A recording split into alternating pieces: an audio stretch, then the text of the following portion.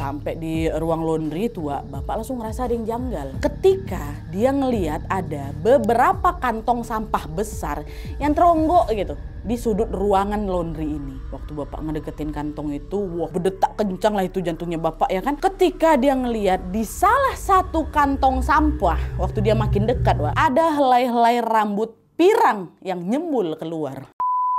Hai, wassalamualaikum warahmatullahi wabarakatuh. Terima kasih sudah klik video ini. Oke, di malam ini seperti biasa aku akan menemani kalian lagi dengan membawakan satu kisah kriminal request dari kalian. Semoga kalian punya cukup energi, ya, karena kasus yang akan aku ceritakan ini betul-betul tragis dan mengiris hati. Yaitu tentang seorang perempuan asal Switzerland yang dikenal sebagai mantan Miss Northwest Switzerland bernama Kristina Yoksimovic yang ditemukan meninggal dunia dalam kondisi tubuhnya terpisah-pisah, Pas polisi melakukan penyelidikan, akhirnya diketahui kalau ini tuh bukan aksi kriminal biasa, Ada bukti-bukti yang menunjukkan kalau pelakunya ini udah nggak waras, macam pelaku kelas kakap tuh loh. Kenapa? Karena si pelaku ini bukan hanya memisah-misahkan anggota tubuh korban aja, tapi dia juga secara spesifik memotong bagian organ reproduksinya si korban. Si pelaku ini macam mau merusak identitas si korban sebagai perempuan tuh loh, sadis sekali. Nah, yang buat makan, mending kalian makan dulu atau enggak, carilah video aku yang lain baru balik lagi ke sini. Mohon maaf nggak usah nonton video ini, aku udah ingatin kalian, ya. Dan yang udah penasaran sama kisahnya, aku mau disclaimer dulu nih, ya, kalau kisah ini tuh terbilang masih baru. Dan juga media Swiss betul-betul private kali dalam memberitakan kisah ini. Jadi ada banyak info yang tidak di-share secara lengkap ke publik. Ini tuh memang sengaja aku naikin karena ya itu tadi ada banyak kali yang DM aku untuk ngebahas kisah ini. Jadi aku mohon maaf lah ya kalau misalnya ada info yang dirasa bolong. Pun kalau misalnya kalian punya informasi di luar yang udah aku sampaikan di video ini, kalian boleh tambahin aja di kolom komentar di bawah, oke? Oke, jadi sekarang barulah kita masuk ke ceritanya. Check it out.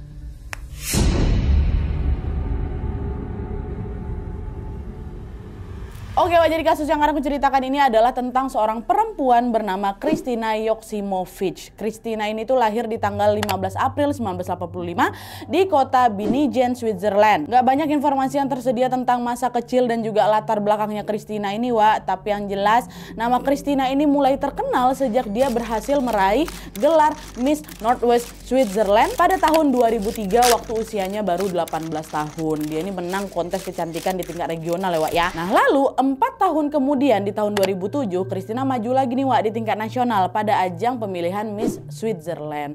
Tapi di kontes ini Kristina nggak menang, dia hanya sebagai finalis saja. Meski nggak berhasil meraih gelar Miss Switzerland, pengalaman ini membuat Kristina yakin kalau passionnya memang di dunia modeling, Bahkan Kristina ini dikenal juga nggak pelit gitu loh membagikan ilmu seputar modelingnya ke orang lain. Dan akhirnya dia ini juga sempat mendirikan sebuah agensi bernama Catwalk Coach buat melatih para calon model biar jago jalan di runway, berpose dengan elegan, dan juga tampil percaya diri pakai sepatu high heels.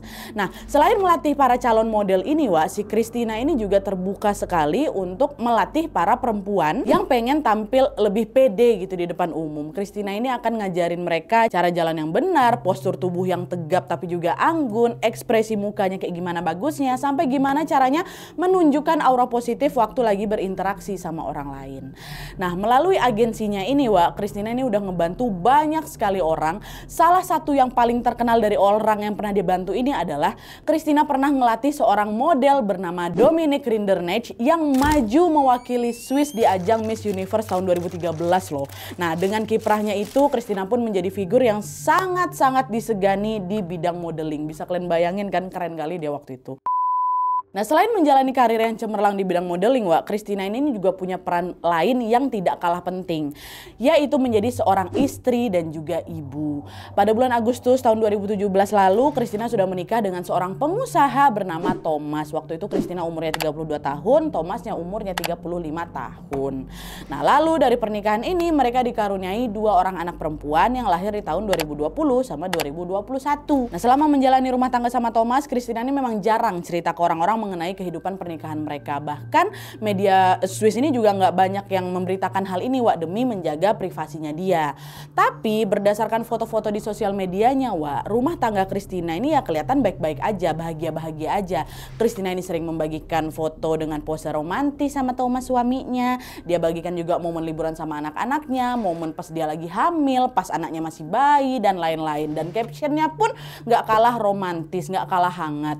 Di beberapa postingan Christina tuh menyebut keluarganya ini sebagai my universe, my whole world gitu loh. Pokoknya captionnya romantis dan hangat gitu loh, Wak.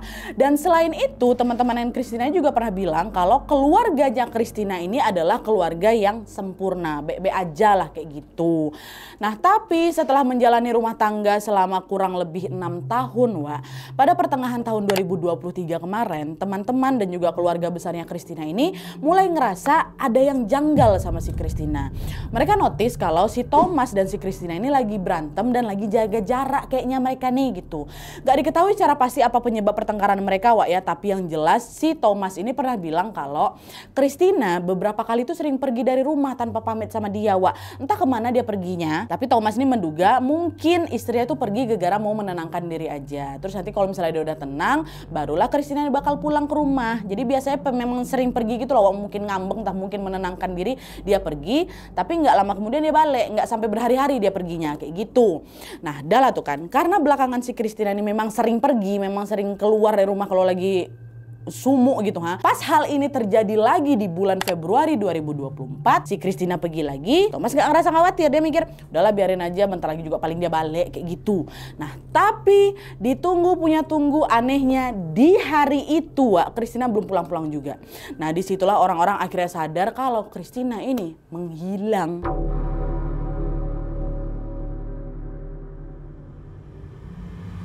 Nah jadi, Wak, peristiwa hilangnya Christina ini bermula pada sore hari di tanggal 13 Februari 2024. Pada hari itu bapaknya Christina dapat telepon dari kindergarten atau TK tempat anak-anak si Christina ini sekolah buat ngabarin kalau sampai sore itu Christina atau mama mereka ini belum ngejemput anak-anaknya. Biasanya Christina ini selalu datang tepat waktu, Wak. Tapi entah kenapa di hari itu Christina belum juga datang dan tidak bisa dihubungi sama sekali juga, kata pihak sekolah kayak gitu. Jadi di sini pihak sekolah ini ngabarin kakeknya anak-anak kalau cucunya belum dijemput. Loh kenapa dia nggak nelpon Thomas aja? Nah dia kan Thomas bapaknya mereka. Nah sebenarnya aku juga mempertanyakan hal yang sama, Wak. Tapi sayangnya yaitu tadilah dia nggak ada info pasti yang menjelaskan hal itu.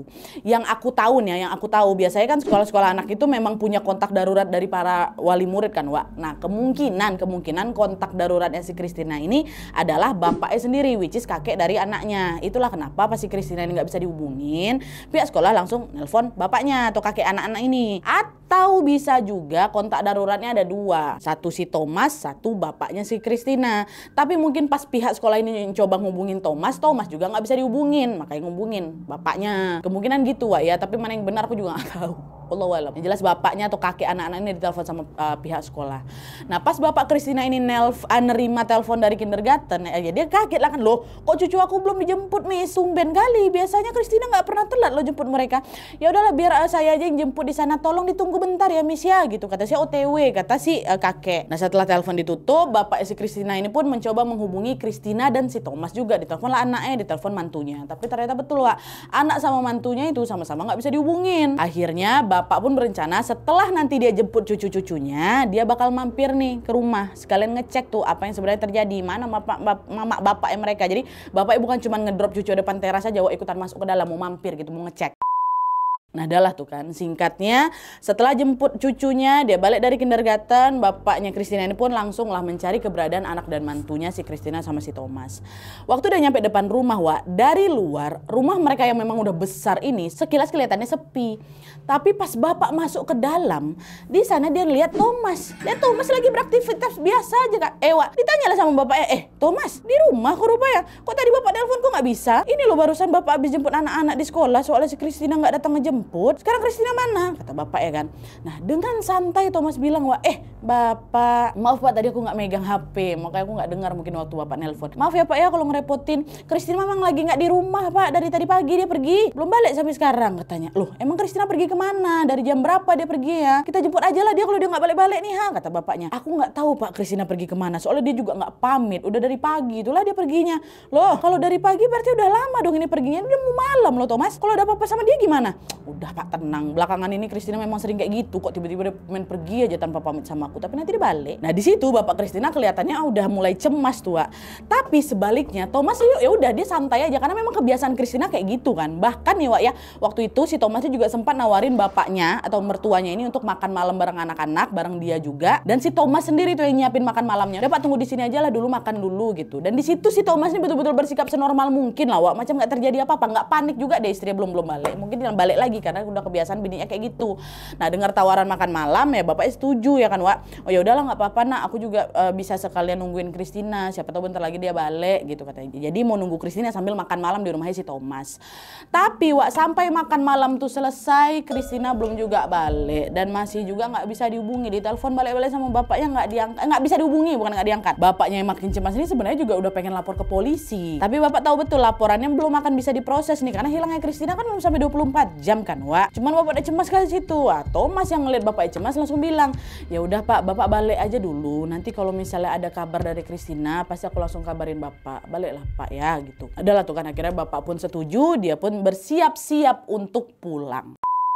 Nah pas si bapak ini mau balik Wak, mau menuju keluar rumah nih, tiba-tiba hati bapak ini tergerak untuk keliling rumah dulu dan memeriksa keadaan rumah anaknya ini.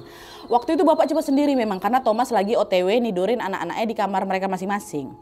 Bapak belum keluar rumah Wak, masih dalam itu, dia mau keliling tuh, mau nyari dulu. Bapak pun berjalan lah itu kan, pelan-pelan biar tidak menimbulkan suara berisik.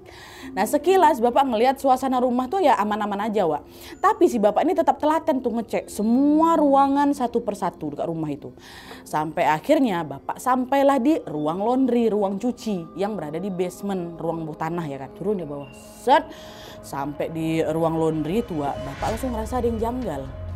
Ketika dia ngelihat ada beberapa kantong sampah besar yang teronggok gitu di sudut ruangan laundry ini.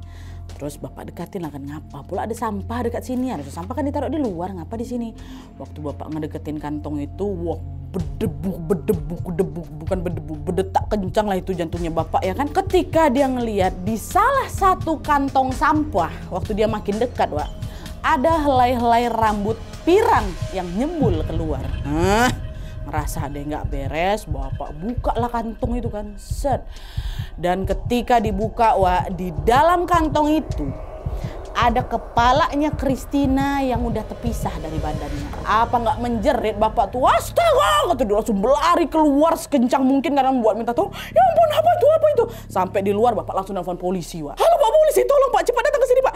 Anak perempuan saya Christina namanya baru aja dibunuh Pak. Saya nemuin kepala dia di kantong sampah Pak, udah terpisah kepalanya dari badannya. Tolong Bapak cepat ke sini katanya. Nah nggak lama kemudian langsung lah kan polisi datang. Mereka langsung tuh turun juga ke ruang laundry buat ngecek laporan si bapak tadi. Wah, ada kepala di situ. Di situ bapak berharap kali kalau yang dia lihat tadi itu pasti aku salah tuh. Mungkin itu bukan kepala Christina, itu tuh kepala mannequin yang dipakein wig gitu kan. Tapi setelah dicek sama polisi Wak, polisi pun mengkonfirmasi kalau memang betul itu kepalanya Christina. Dan penemuan menyeramkan ini jelas langsung menunjukkan bahwa Christina adalah korban dari aksi penghilangan nyawa. Dan proses penyelidikan pun langsung dilakukan pada saat itu juga. Aduh, macam mana lah perasaan bapaknya waktu itu ya.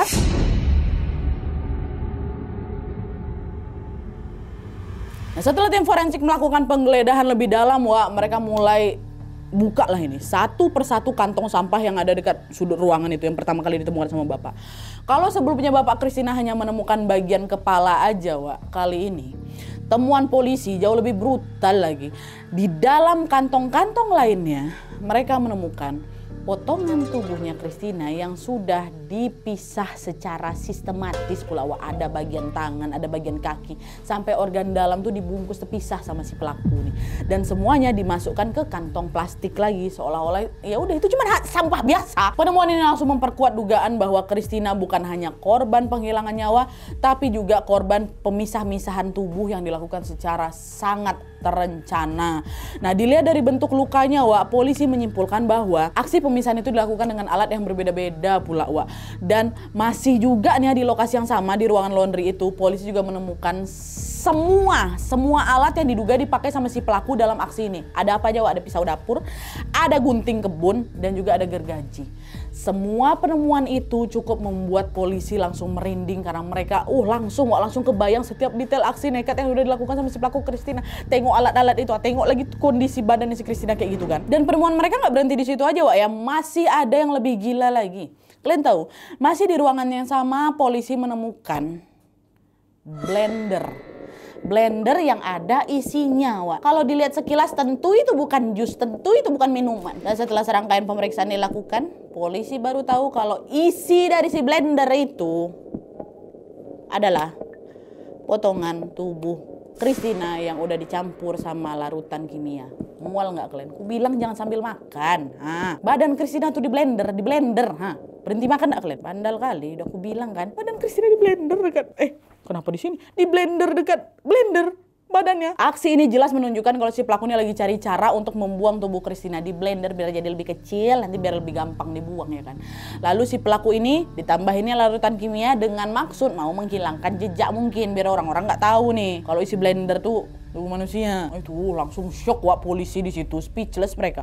Apalah lagi bapak mama, ya kan. Udah tuh, akhirnya polisi pun mengevakuasi potongan-potongan jasadnya Christina ini untuk tetap dibawa ke rumah sakit untuk bisa diotopsi. Lalu hasil otopsinya pun keluar, Wak. Tim forensik menyebutkan bahwa Christina ini dihilangkan nyawanya di hari yang sama pada saat dia ditemukan. Tanggal berapa tadi? 13 Februari 2024, masih di hari yang sama. Tim forensik juga menyimpulkan bahwa penyebab kehilangan nyawanya si Christina ini gegara dicekek. Dan aksi pemisahan anggota tubuh ini dilakukan setelah si Christina ini udah tidak bernyawa, kata mereka.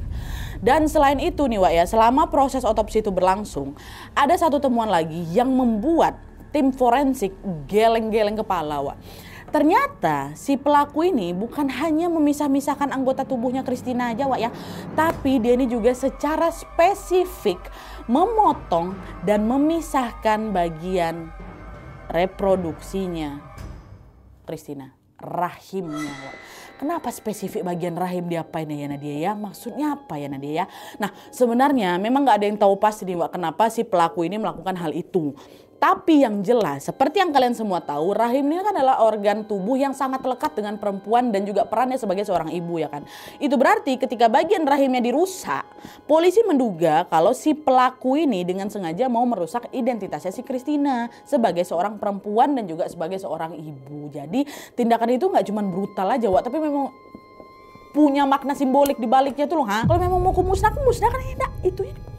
Dari temuan itu, polisi pun mulai yakin kalau pelakunya pasti bukan orang sembarangan. Kejadian ini jelas beda level dari kasus kriminal biasa, Wak. Ini tuh udah masuk kategori kelas kakap gitu loh. Salah satu alasan terkuatnya adalah kondisi tubuhnya Christina yang menunjukkan tanda-tanda perlakuan sadistik sosiopatik. Artinya apa? Pelaku ini nggak cuma menghilangkan nyawa aja, tapi juga menyiksa korban bahkan setelah korban ini meninggal. Salah satunya dengan cara merusak itulah tadi organ reproduksinya si Christina yang dianggap sebagai bentuk penghinaan dia yang terakhir. Sifat sadistik berarti pelaku ini menikmati penderitaan korban, sementara sisi sosiopatiknya ini bikin dia tuh nggak punya rasa bersalah dan tetap bisa bersikap tenang seolah nggak terjadi apa-apa, Wak. Nah, pertanyaannya sekarang, siapa orang sekejam ini yang tega melakukan hal segila itu sama si Christina, kan, sama si model cantik berprestasi ini nih. Memang Christina tuh salah apa sampai dia diperlakukan kayak gitu? Siapa pelakunya? Masuk.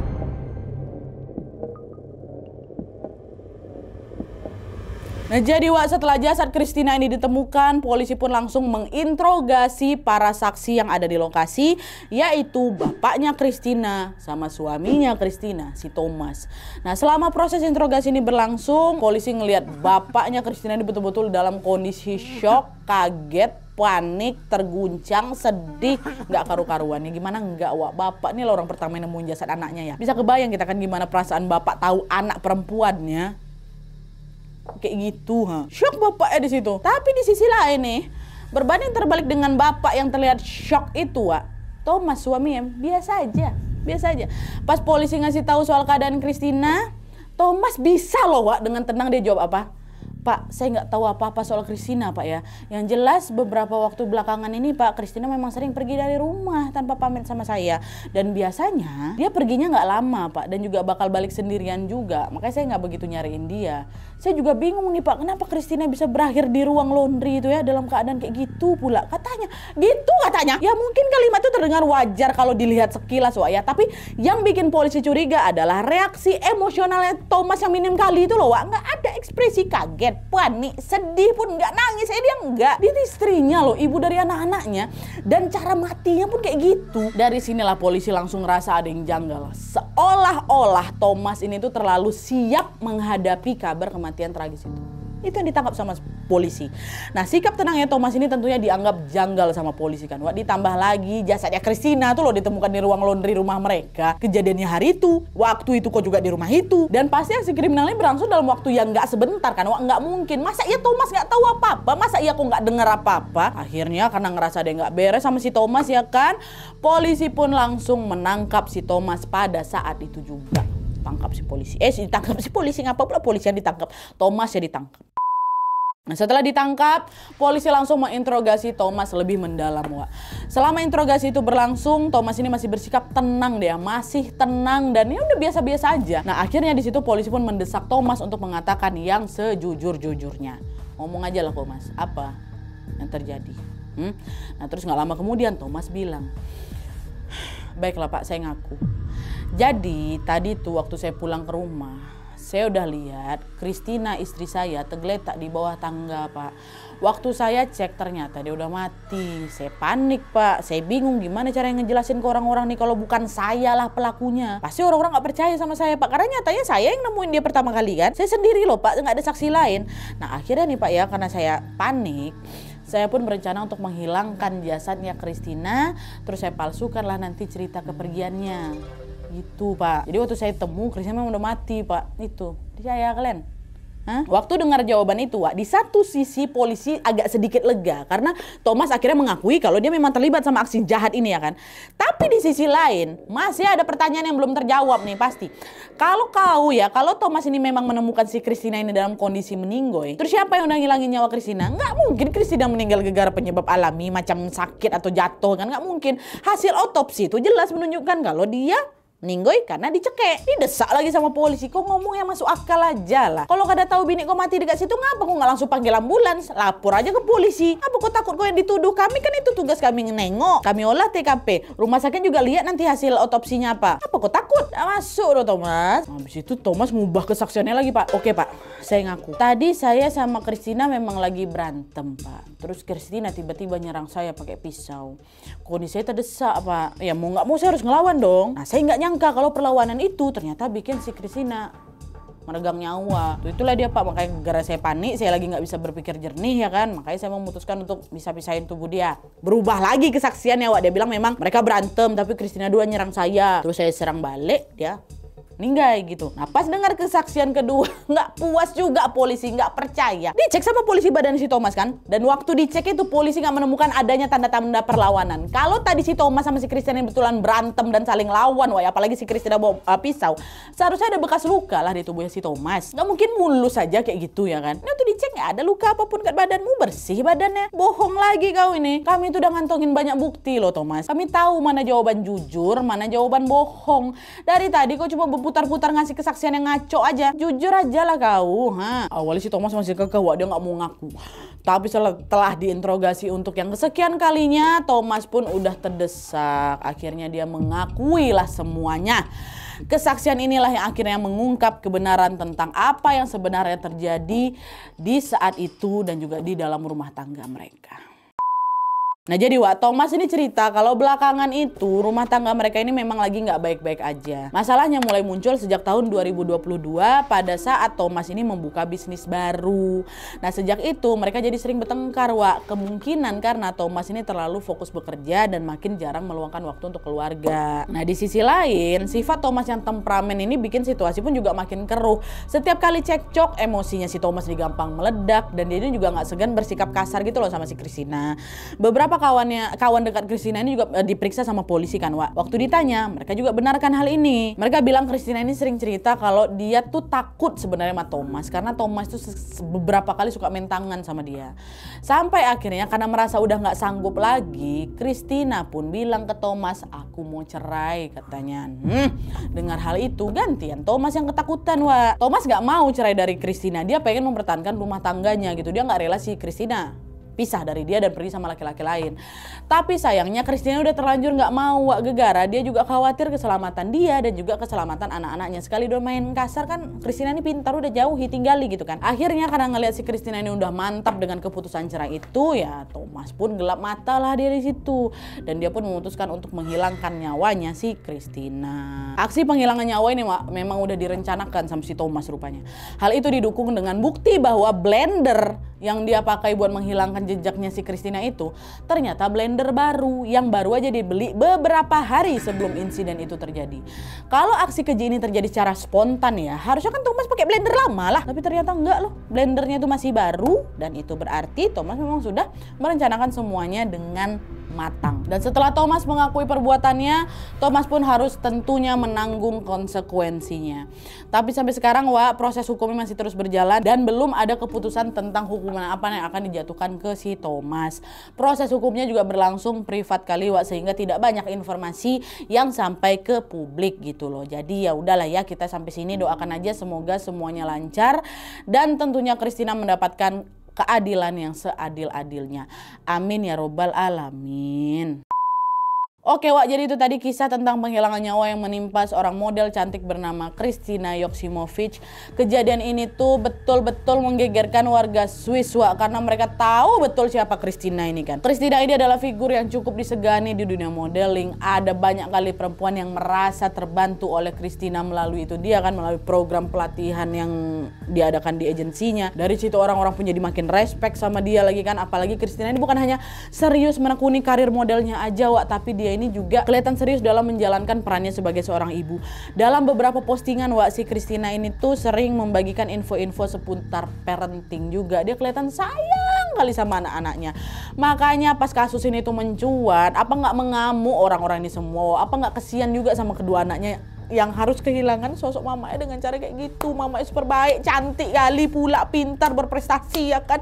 Sedih, Wak, ya. Mana yang gituin mamanya? Bapak lagi, suami yang harusnya jadi orang paling depan untuk melindungi istrinya, dia pula yang kayak gitu. Semoga kejadian nggak pernah terulang lagi, Wak, ya. Dan semoga kita semua yang menonton ini mendapatkan rezeki berupa pasangan yang baik, rumah tangga yang adem ayem, dan juga anak keturunan yang rukun serta saling menjaga. Amin ya robbal alamin. Oke, Wak, jadi sekian dulu videonya. Terima kasih banyak yang sudah menonton. Kalau kalian suka video ini, klik like-nya. Jangan lupa komen di bawah untuk ide dan saran-saran untuk video selanjutnya. Jangan lupa nyalain notifikasi ya, supaya kalian tahu kalau aku upload video baru. And as always, jangan lupa untuk klik tombol subscribe supaya kalian sama-sama tahu informasi menarik dan menegangkan dari channel aku. See you next video, Wak. Bye.